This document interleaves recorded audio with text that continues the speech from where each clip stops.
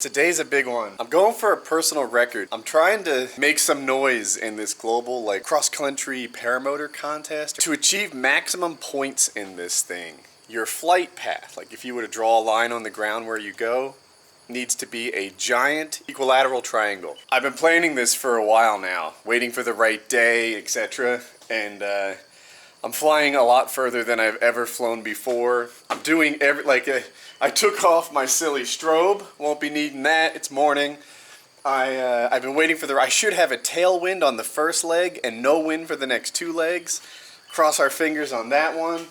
I filled this tank up so high. Look, it's all the way up here in the neck. Actually, as I look at it, overflowed.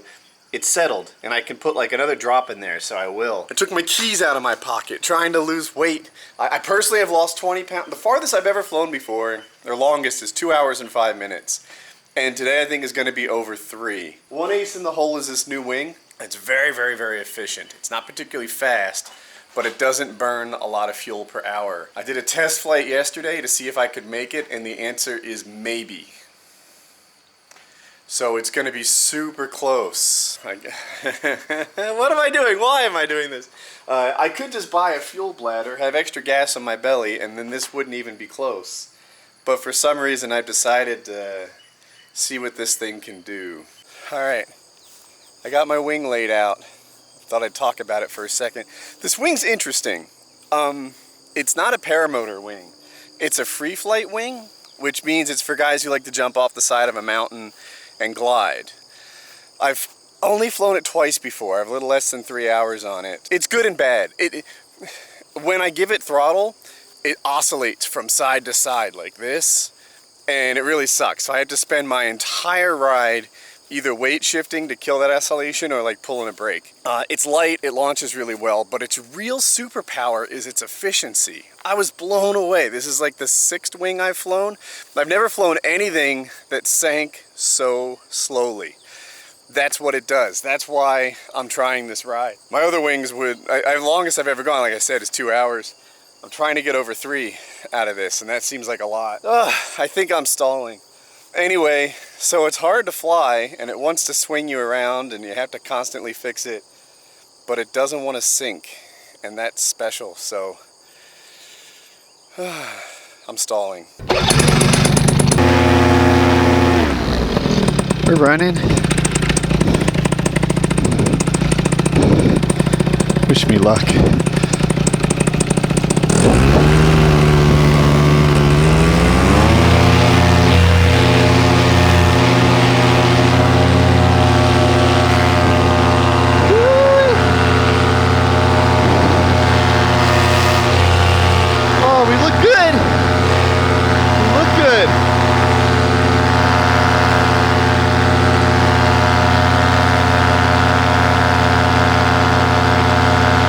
Out there working.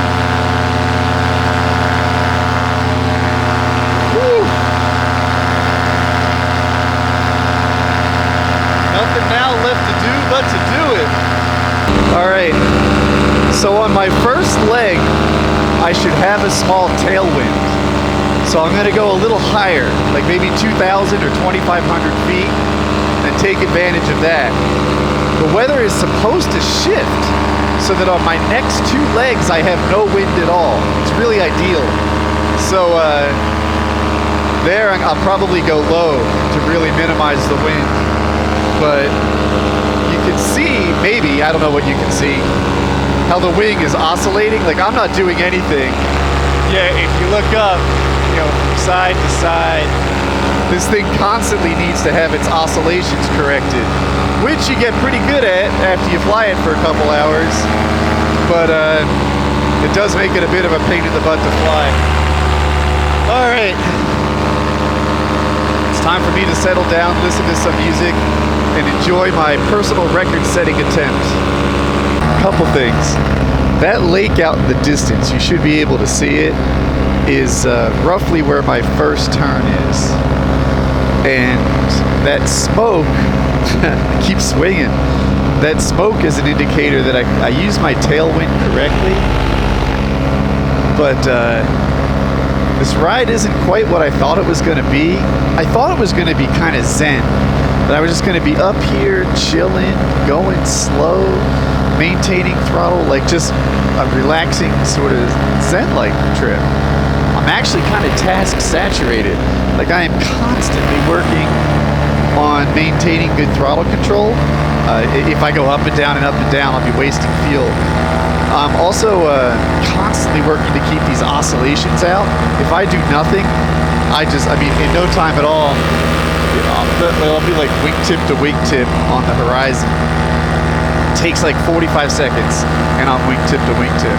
So to stop that, I usually just grab a line and pull it. Like if my body's swinging to the left, I pull my left, and it works out that oscillation. Mostly, I didn't get it that time. That smoke on the ground is an indicator that I used my tailwind correctly. I was smart to fly a little higher, get a little more like free ground speed based on that wind. The trouble is I'll be fighting it on the way home. So that's coming up. Anyway, it's been kind of a fight when I thought it was going to be kind of a cruise. Alright, so here's my phone. I run this program called Fly Sky High. I hope you're pointed at it. And you can see I'm coming up towards my first checkpoint here. Actually, I think I need to go around these houses to the right. Stop it, you're fighting me. There we go. So I've kind of been dropping in altitude as I approach this checkpoint as a nice fuel conserving way to get down low. I'm doing really well on fuel. I'm doing pretty well on speed. And that's to be expected because I have the tailwind this leg. For my next two legs, I'm going to go much lower, where hopefully there's less wind. And yeah. Also, this leg, not the one I'm on, but the one I'm about to turn to, it will be my last opportunity to shorten the ride, because the third leg is straight home. If I feel like I don't have enough fuel and I need to cheat and shrink the course a little bit, then that needs to happen on this leg coming up. Because like I said, the third leg of the triangle is just straight home. Moving that second waypoint is my only option for saving fuel. But so far, out here, cruising, doing my thing, getting a little better at, I guess, using less energy and mental power to control the oscillations. But yeah, I'll check in with you guys shortly. Still nervous. I have fuel anxiety this entire trip. All in all, things are pretty successful. Every so often, when I feel a thermal, like I try to hook it and get some free lift. Like in my dreams, I'd ride it up a couple thousand feet and turn my motor off and just get a lot of free altitude, and which I could convert into distance. So far, every attempt to hook a thermal has been a failure, and I end up just doing a couple of loops and think, man, I could have been 3 blocks further down the road instead of this. So I don't know. It's a weird thing to do your entire flight with fuel anxiety, but that's what I'm doing. So I've made my turn. I'm on my leg home. I bet the camera's not picking it up, but way out there in the haze, I can see Raleigh, which is nice to have like a visual on where I'm going. I think I have enough fuel. I've had fuel anxiety this entire time. I'm going about 22, 23 miles an hour at 1,000 feet, which is cool because that implies that the headwind up here is only like 2 miles an hour, and I don't have to fly like nap of the earth to avoid wind. I don't want to fly that low because one, it's bumpier, but two, I don't have time to fix any problems, like if the wing collapses, and I don't have time to pick out a good landing zone. From up here, like look around, I could glide to like 12 different places if I had to land, but if I'm at like treetop level, like I spent the second leg, then my choices are really limited. Anyway, rolling, rolling, rolling. I am in a happy place. One, I'm at 1,500 feet, so lots of places to land if I had to. That patch of dirt over there, you can probably see it up ahead. Maybe there. That is like across the woods from my house, and it's a real nice indicator. I can always find home. I am in my stomping grounds. When I go fly in this area all the time. So, like, I don't need a flight computer to find my way back. I'm 99.9% sure I have enough fuel to get home. Just everything is under control, which is awesome. And assuming I don't biff my landing, or I think that's what the kids are saying. Assuming I don't biff my landing, this is going to be a totally successful flight. I'll see you when it's time to land, but it looks like I did it. You might be able to hear this beeping. Here, I'll turn off my motor. That's the sinking sound. Every so often I try and hook a thermal and try and ride it up and get a little like free altitude and convert that to distance. But so far I've been unsuccessful like every time. So anyway, I'll fire up this motor and I'll head back home. Well, I'm here. All I need to do is nail my landing. I've gone 60 miles, a little bit more, and I've gone about 2.5 hours. When I looked, it said 2 hours, 29 minutes, so it'll be a little more than 2.5 hours and a little more than 60 miles, and all I need to do is bring it in. So, yeah, I should be able to do this. Done it like hundreds of times. My plan is to land kind of this way. I'm way too high right now, but land this way. I can see the windsock. If it's moving at all, I'm into the headwind right now. And I like going this way, especially with this wing, because if I overshoot for some reason, I can hook right, and I've got more runway. I'm nervous about like going really low over the power lines. Sorry, I'm multitasking. So sometimes I have a tendency to overshoot a little by like doubling the height of the power lines, and then I just glide. And this wing in particular, oh my gosh, it never wants to come down.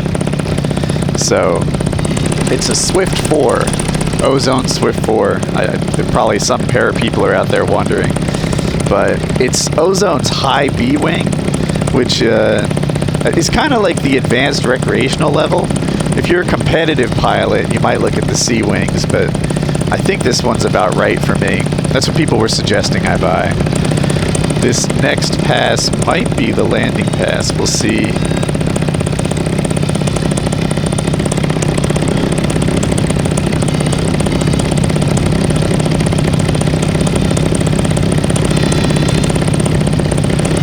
Does look like it.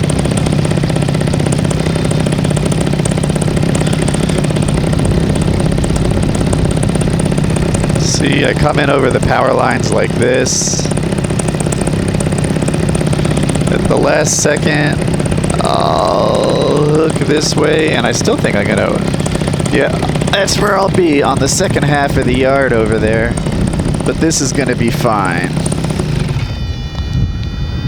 Plenty of flare authority left. Oh, lift. Get ready for the drop that's coming. Here's the drop. Whoa! Still not sinking. There. Alrighty.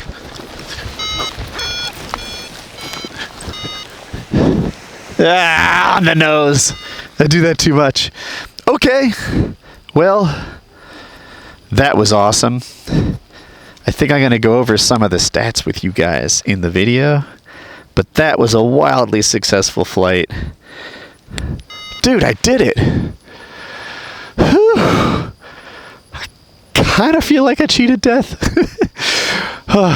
Everything is good. Well, that was wildly successful. I'll go. I think what I'm going to do is go to the computer and show you guys like the numbers and stats. But while I'm here, check out how much fuel I have left. I have like 4 liters of fuel left. I could have gone even farther. That might be an hour on this wing. Like, oh my gosh. I was worried. Last night I did a test run, kind of. And because I hit a headwind and the wing is slow, it really, really slowed me down. Like if you go 40 miles an hour and hit a 20 mile an hour headwind, which is maybe like a fast wing, then you slow down to 20. If you go 25 miles an hour like this wing and hit a 20 mile an hour headwind, you're going 5 miles an hour. You're standing still. You can't go anywhere. And last night, like I landed with like 1 liter left or 2, maybe less. And the issue is I hit a headwind. The flight went longer than I thought. That was that. Today that didn't happen. I had like an hour worth of fuel to spare. Amazing. Amazing. So let's check out the stats. All right. You might want to go into like full screen mode so you can see this better. I'll try and make the words a little bigger. So this is X Contest. And what it does is it's a way to rank cross-country pilots for paramotors, paragliders, etc. And Keith Klein told me about it, and I was like, yeah, whatever, I'll do it. So I just kind of like pumped in some of my early flights, like especially the bigger ones. I didn't know how the scoring worked. I didn't realize that only your best 6 flights work. So I just started pumping in like a bunch of the times I flew, even like crappy. Look at this, 5 kilometers, it's nothing. And I was like, oh, and it just turned out when I entered a bunch of flights from recently, I was like 100th in the world. And that made me feel good. It was encouraging. It was like, wow, like I'm like top 100. Then almost like the next day I slid down to like 105th or something to the next page. But I was like, oh, cool. So every once in a while when I went on a flight, I was like, I've made 2 legs of a triangle, an equilateral triangle. I should make a third, like, and kind of like, get a little score here, see what's up. So I would do that. And whenever I had something that I thought was interesting, and I found myself like 52nd or something like that, 52nd in the world. And I thought that was really neat. Like, I don't know, I just liked being ranked and such. Yesterday, I did a test flight, and that moved me up. I forget where I was, maybe the 40s or something. But more interestingly, I was 6th in America. So they also have these national rankings, which I'll show you, and they only look at your top 5 pilots, the best 6 flights of your top 5 pilots. Nothing else matters. So I wasn't really like, I don't know. I just think like if you're in the top 5, you're like on the national team. If you're not a top 5, you're trying to get into it. So with today's flight, let's do it. This is today's flight. This is the flight I just did. And you can see it was a decent triangle. I went like a little wide here and a little narrow there. It was around here when I realized that I had a little more fuel than I thought. So I was like, you know what? I'm going to turn right, make this triangle a little better than it would have been if I had just like cut across. And that turned out to be the right call because I landed with a lot of fuel. But I was trending towards like cutting this off. And then I was like, nope, I've got the gas. I'm going to come out here and I'm going to do it. And this is my flight, a pretty decent triangle. At the very end, again, it gets a little more populated around here. You can even see neighborhoods and stuff. But I was like, I can buzz along here. This is not populated. It's empty parking lots and crap. I was like, just went over to here where no one lived and then back across the woods just to get a little more distance out of this thing. And it worked out really well. It turns out that this is at 360 points. This is my highest scoring flight ever. My national ranking now is 4th. So I feel like I'm, like you can see at my best 5 flights, I probably knocked off one that was like 100 points and replaced it with this one at 360. So now I'm 4th in America. And this is the guy that told me about it, Launch Air Aviator. So I feel really good. And then if you look at foot launched across the world, I'm 29th. This is my global rank. So I don't know. Suddenly I feel like I did something cool. Like this is one for my record books. This is my best flight ever. And I didn't even carry extra fuel or anything. If you look at Curtis Williams, I don't know how he does it, but this guy is ahead of me and he really only has 2 flights. This guy is an absolute superhero. And I think part of it is his paramotor is really, really efficient. And part of it is probably that he carries 5 gallons of fuel, whereas I carry like, I don't know, 2.5 or 3. So I think I might, buy a fuel bladder, rig something up, and see if I can't get scores in the same league that Curtis does. Even if you look at like the top guy in America, his scores, heck, my best flight is better than his best flight. He just has more best flights. So anyway, I don't know. This is something I've kind of gotten into lately. I think it's kind of cool. And I felt like today I had my first taste of success. Now, by my definition anyway, I'm on the U.S. national team. How cool is that? Yeah, multi-million-dollar deals, got $1 million deal. When I was younger, I would wonder how $1 million feel. And for real, it feel like I ain't even broke a seal. Cause when you drop hits, they want you to pick up the bill. Now my life is in Maryland, my heart is in Chicago. New York state of mind, but out LA, man, that's where I go. When I need to lay this shit down, so much on my mind, that's the reason I'm spitting now.